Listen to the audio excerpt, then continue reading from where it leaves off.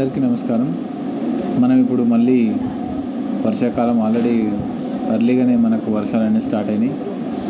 So అందరికీ తెలుసు వర్షాకాలంలో మనకి ఇన్ఫెక్షన్ల రిస్క్ ఎక్కువగా ఉంటుంది. వేరే సీజన్లో జబ్బులు ఉండవని కాదు, కాకపోతే ఏంటంటే టెంపరేచర్ వేరియేషన్స్ వల్ల, వాటర్ ఫ్లడ్డింగ్ వల్ల, వాటర్ స్టాగ్నేషన్ వల్ల, వాతావరణంలో మార్పుల వల్ల చాలా మటు ఆర్గానిజమ్స్ పర్టికులర్లీ వైరస్ ఇన్ఫెక్షన్స్ కానీ బ్యాక్టీరియల్ ఇన్ఫెక్షన్స్ ఎక్కువ వచ్చే అవకాశం ఉంటుంది. సో దానికోసం అని ఏంటంటే మనము గవర్నమెంట్ ఇన్స్ట్రక్షన్స్ ప్రకారం, మన డైరెక్టర్ ఆఫ్ హెల్త్ డిఎంహెచ్ఓ గారి ఇన్స్ట్రక్షన్స్ ప్రకారము కొన్ని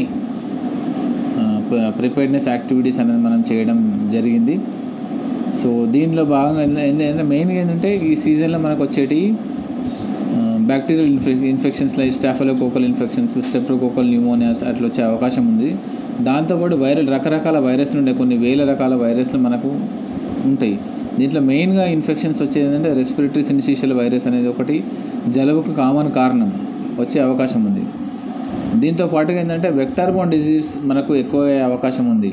వెక్టర్ బోర్న్ డిజీజ్ అంటే మనకు మస్కిటో ద్వారా కీటకజనిత వ్యాధులు అంటారు కదా, ఆ కీటకజనిత వ్యాధులు అనేటివి వచ్చే అవకాశం ఉంది. ఇందులో మెయిన్గా మన జిల్లాలో వచ్చేటి ఏంటంటే మలేరియా, ఫైలేరియా, డెంగ్యూ, చికెన్ గున్యా, ఇవి 4 అనేటివి ఎక్కువగా పెరిగే అవకాశం ఉంది. దీనికి సంబంధించినటువంటి ప్రిపేర్డ్నెస్ అనేది మేము ఆల్రెడీ పిహెచ్సి లెవెల్లో, సబ్ సెంటర్ లెవెల్లో మనము యాక్టివిటీస్ అనేది చేయడం జరుగుతుంది.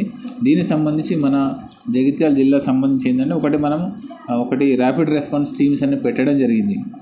ర్యాపిడ్ రెస్పాన్స్ టీమ్స్ అంటే ఏంటంటే ఏదైనా సపోజ్ ఇట్లాంటి కేసెస్ వచ్చినప్పుడు ఎట్లా రెస్పాండ్ కావాలి, ఎట్లా గైడ్ చేయాలి ఫీల్డ్ లెవెల్ స్టాఫ్ని అని ఒక ర్యాపిడ్ రెస్పాన్స్ టీమ్ అనేది డిస్ట్రిక్ట్ లెవెల్లో పెట్టడం జరిగింది. డిస్ట్రిక్ట్ లెవెల్లో మనకు ర్యాపిడ్ రెస్పాన్స్ టీంలో district surveillance officer, epidemiologist, physician, మనకు pediatrician, medical college, government general hospital కోఆర్డినేషన్తో ఈ ర్యాపిడ్ రెస్పాన్స్ టీమ్ అనేది పెట్టడం జరిగింది. ఇది ఆ జిల్లా లెవెల్లో. సో మళ్ళీ విలేజ్ లెవెల్లో కూడా ఏదైతే ఇంతకుముందు మనకు కోవిడ్ లెవెల్లో మనకు హెల్త్ డిపార్ట్మెంటు, ఐసిడిఎస్, తర్వాత Panchayati Raj department, water works, electrical department, వీళ్ళందరితో కూడా ఏంటంటే ఏదైతే మనం కమిటీస్ ఫామ్ చేయడం జరిగింది ఇంతకుముందు విలేజ్లో, సో అవే టీమ్స్ అనేటివి మళ్ళీ రీయాక్టివేట్ చేయడం జరిగింది. ఎందుకంటే ఈ సందర్భంలో అన్ని డిపార్ట్మెంటల్ కోఆర్డినేషన్ ఉండాలి వెక్టర్ బోర్న్ డిజీజ్ కంట్రోల్ చేయడానికి. పర్టికులర్లీ మనకి ఏంటంటే హెల్త్ డిపార్ట్మెంటు, తర్వాత పంచాయతీరాజ్ డిపార్ట్మెంట్ రూరల్ లెవెల్లో, health department plus municipality urban లెవెల్లో. సో ఈ కోఆర్డినేషన్ ఉండాలి. ఈ కోఆర్డినేషన్ మీటింగ్స్ అనేటివి మనం డిస్ట్రిక్ట్ లెవెల్లో మీటింగ్ కండక్ట్ చేయడం జరిగింది కలెక్టర్ గారి ఆధ్వర్యంలో. తర్వాత మండల్ లెవెల్లో mandal task force meeting complete చేయడం జరిగింది. దాంతోపాటు విలేజ్ లెవెల్ మీటింగ్స్ కూడా అయిపోయినాయి మనకు. ఇదే కాకుండా కొన్ని కూడా మేము చేంజెస్ అంటే కొన్ని కూడా అడాప్టివ్ మెకానిజమ్స్ అంటే మేము చేయడం జరుగుతూ ఉంది ఈ కంట్రోల్ ఉండడానికి. ర్యాపిడ్ రెస్పాన్స్ టీమ్స్ ఒక మెయిన్ విధి ఏముంటుందంటే ఏదైనా కేసు వచ్చినప్పుడు అక్కడికి వెళ్ళడము, హెల్త్ క్యాంప్ పెట్టడం, వాళ్ళకి అవసరమైన టెస్ట్ చేయడం, మందులు ఇవ్వడము, తర్వాత ఫర్దర్గా ఆ జబ్బు అనేది ఆ ఏరియాలో స్ప్రెడ్ కాకుండా అన్ని డిపార్ట్మెంటల్ యాక్టివిటీస్ చేయడము. అంటే ఒక విగరస్ యాక్టివిటీ ఎట్లా చేయాలో వాళ్ళు చేస్తారు. తర్వాత దీనికి ఒక ప్రోగ్రామ్ ఆఫీసర్ కూడా ఉన్నారు డిస్ట్రిక్ట్ లెవెల్లో. తర్వాత మనకు డేటా తెలవాలి. ఏదైనా ఎప్పుడైనా సరే డేటా తెలిస్తేనే మనము రెమెడియల్ మెజర్స్ తీసుకోగలుగుతాం. ఏదైనా డేటా ఏంటంటే ఒక పోర్టల్లో ఎంటర్ చేయాల్సి వస్తుంది.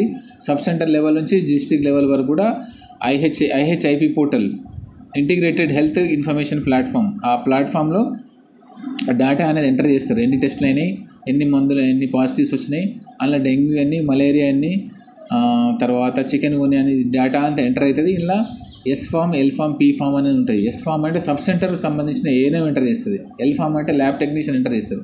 పీ ఫామ్ అంటే ఫార్మసిస్ట్ ఎంటర్ చేస్తారు. తర్వాత ఒకవేళ ఏమైనా కేసులు ఏమైనా ప్రాబ్లం అయినాయి అనుకోండి, జనరల్గా ఈ వెక్టర్ బోర్న్ డిజీజ్ కానీ ఏదైనా జబ్బు ప్రాబ్లం అయితే మనకు డిస్ట్రిక్ట్ హాస్పిటల్ వెళ్తారు.